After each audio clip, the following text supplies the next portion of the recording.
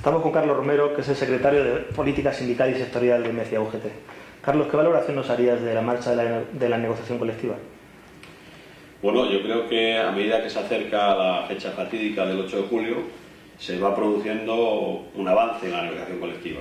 Es verdad que a principios de año valorábamos que había una semi-paralización, probablemente provocada por la intención de las patronales de ir acercando la negociación al 8 de julio para forzar a nuestros negociadores a aceptar unas condiciones peores, con el temor, con la amenaza de que si no había convenio, desaparecería el día 8. Y bueno, unido a que el acuerdo de las confederaciones sindicales de UGT y comisiones con COE ha hecho ese llamamiento a los negociadores a prolongar la negociación y a intentar evitar el vacío que se puede producir por la desaparición de convenios, bueno, lo que se está viendo es que efectivamente cuando las partes se sientan a negociar de manera decidida se consiguen los acuerdos. Y hay que decir que en estos momentos hay un avance importante en la consecución de convenios en todos los sectores de nuestra federación, tanto en la construcción como en el metal, como la madera. Pero a pesar de eso sigue habiendo convenios que efectivamente están en riesgo de desaparición el día 8 de julio, eso es verdad. Eso iba. El lunes, que es el 8 de julio, se cumple la fecha en la que se tienen que renovar o que termina el fin de la ultraactividad, ¿no? Entonces, ¿qué es lo que podemos hacer para evitar que haya convenios que queden renovados? Lo primero, con el temor de ser reiterativo, lo primero que hay que decir es que todos los convenios no están en riesgo de desaparición. Ya lo hemos dicho más veces, pero quiero reiterarlo. Solo aquellos convenios que no tengan una cláusula de ultraactividad indefinida estarían amenazados con desaparecer si transcurre un año desde su denuncia. Y en este punto hay que aclarar también dos situaciones distintas. Los convenios que no tienen cláusula de ultraactividad indefinida y fueron denunciados antes del 8 de julio del 2012, efectivamente el día 8 de julio habría transcurrido un año y si no hay convenio o laudo que lo sustituya, ese convenio desaparecería. Y luego están aquellos otros convenios que, no teniendo cláusula de ultraactividad indefinida, han sido denunciados después del 8 de julio. Bueno, esos convenios solo estarían en riesgo de desaparecer cuando se cumpla un año desde su denuncia. De manera que los convenios que se denunciaron en octubre o noviembre del año 2012 estarán en riesgo de desaparecer en octubre o noviembre del 2013, no el 8 de julio.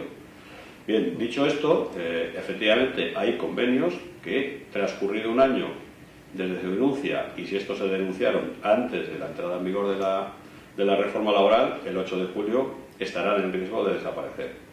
Esa es la situación. ¿Qué podemos hacer para evitar que se produzca esa desaparición? Porque va a afectar a muchos trabajadores. Bueno, estaba la recomendación que se hace a través del acuerdo interconfederal de UGT y comisiones con COE, están los llamamientos que estamos intentando hacer y desde luego lo que tenemos que intentar es aplicar y poner en marcha todos los mecanismos que tenemos para intentar llegar a acuerdos, ya sea directamente a través de la negociación o utilizando los procedimientos de mediación, ya sean de los órganos estatales, de los órganos territoriales o de los propios convenios. En este sentido hay que recordar que, por ejemplo, la Comisión Paritaria del Convenio Estatal del Metal ya ha intervenido en el intento de desbloqueo de algunos convenios que efectivamente estaban en esta situación de riesgo de desaparecer el día 8 de julio porque ya transcurriría un año desde su denuncia. Hay que decir que la puesta en marcha de estos procedimientos está teniendo resultados positivos y, por ejemplo, eso nos ha permitido conseguir un acuerdo para prorrogar la negociación colectiva en el convenio del metal de Granada, por ejemplo.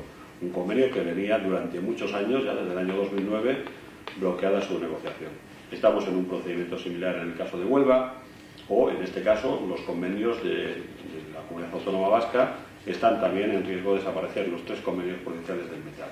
Bueno, estos convenios y a estos y a todos los demás que estén en este riesgo, lo que está recomendando la Federación es poner en marcha, utilizar todos los mecanismos de mediación que sean posibles, utilizando para ello los servicios tanto autonómicos como estatales o las propias comisiones paritarias de los convenios.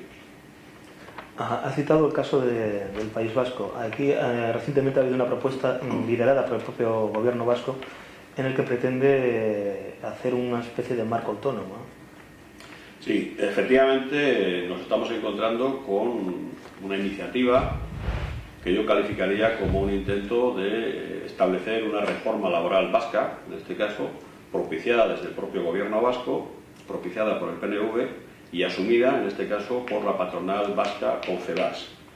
Y en este caso, intentando buscar una solución razonable al problema de pérdida de vigencia de algunos convenios por ultraactividad, aprovechando esa coyuntura, se nos está poniendo la zanahoria de intentar llegar a un acuerdo intersectorial en el que se dé solución al problema de la ultraactividad, sí, pero también, a la vez, intentando aprovechar esta coyuntura para establecer un marco autónomo de relaciones laborales vasco.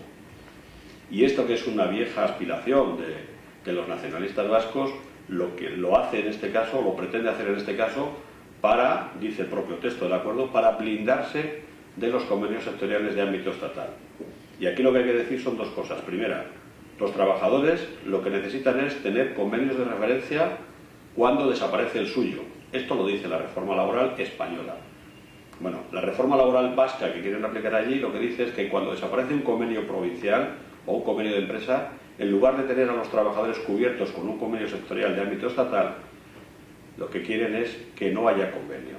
Y esto es lo que tenemos que denunciar. La desaparición de un convenio de ámbito provincial, la ley le remite necesariamente a un convenio de ámbito superior.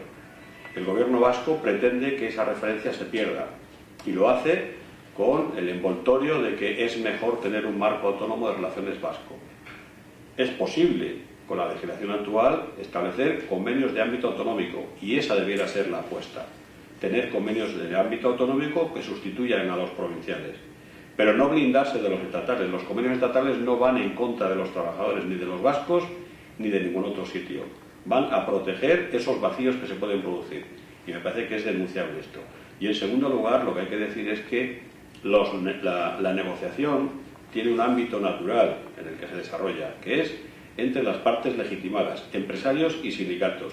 La aparición de la Administración en estos procesos de negociación invade la autonomía de las partes y es denunciable. Eso mismo hemos hecho los sindicatos confederales con la intervención de la Administración Central del Estado en la Comisión Consultiva Nacional de Convenios Colectivos. Estamos en contra de que los gobiernos incidan, intervengan en los ámbitos naturales de negociación colectiva que son propios de empresarios y sindicatos. Y en este caso estamos viendo cómo el gobierno vasco quiere incidir de manera directa en el ámbito natural de negociación que corresponde a los agentes empresariales y sindicales. Y esto lo tenemos que denunciar. Es más, según la propuesta del gobierno vasco, se situaría en un entorno casi inconstitucional. Evidentemente, cualquier intento de blindarse ante la posibilidad de que un convenio estatal sea de aplicación en empresas de ese ámbito no dejaría de ser un intento que va contra la libertad sindical y contra el derecho a la negociación colectiva, un derecho que nos veríamos obligados a reclamar por la vía constitucional si finalmente el gobierno vasco y la patronal vasca insisten en la vía de hacer acuerdos para evitar la aplicación de convenios allí. No están intentando proteger a los trabajadores, están intentando reforzar un espacio identitario que se sitúa fuera de la legislación laboral española y, por tanto, que nos obligaría a los sindicatos confederales a reclamar nuestro derecho a intervenir en la negociación también en la comunidad autónoma vasca. UGT y Comisiones Obreras también son sindicatos del ámbito vasco y tienen perfectamente derecho, legítimo derecho, a que los convenios que se negocian en el ámbito estatal también sean de aplicación en esa comunidad autónoma. ¿Qué pautas darías a los compañeros que están ahora con plataformas para negociar convenios para intentar que no se perdiera la ultraactividad? Yo creo que un convenio que desaparece y es como consecuencia de la falta de negociación, ese vacío solo se puede resolver con la negociación colectiva. Está claro en la reforma laboral que el convenio puede desaparecer si transcurre un año desde que se ha denunciado y no se sustituye por otro. Pero ese problema de la negociación colectiva solo se puede cubrir con la negociación colectiva. Esa dificultad a la que se verían abocados los trabajadores y también los empresarios si un convenio desaparece, solo se puede resolver con otro convenio. Y ese convenio se hace a través de la negociación colectiva. La ley dice que transcurrido un año desaparece el convenio. Sí, pero no desaparece la obligación de negociar y el derecho a la negociación colectiva. Y lo que estamos diciendo desde la Federación es que en el caso de que el día 8 desaparezca algún convenio por haber transcurrido un año, hay que seguir intentando negociar y llegar a acuerdos, porque solo la negociación colectiva es capaz de cubrir el vacío que deje un convenio que ha desaparecido. Sí, en alguna ocasión te he oído decir que el fin de la ultraactividad perjudica tanto a los empresarios como a los trabajadores, incluso más a los empresarios que trabajadores en algunos casos.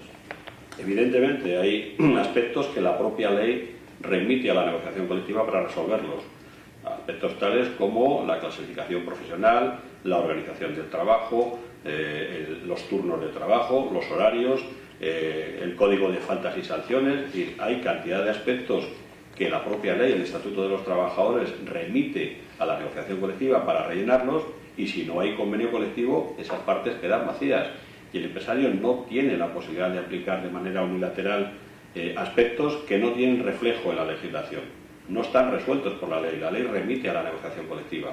Luego, la falta de un convenio colectivo es un problema de primer orden en cuanto a la organización del trabajo. El empresario no tendría posibilidades de modificar la jornada de un trabajador, de encuadrar desde el punto de vista profesional a ningún trabajador, de exigir la contraprestación de determinadas funciones si no hay una clasificación profesional que así lo organice. Sería un caos organizativo sin ninguna duda, además de un caos de consecuencias jurídicas impredecibles. Cualquier convenio que desaparezca habrá que estar a lo que el empresario pretenda hacer, pero a partir de lo que el empresario decida hacer, la solución puede ser un conflicto jurídico de proporciones incalculables.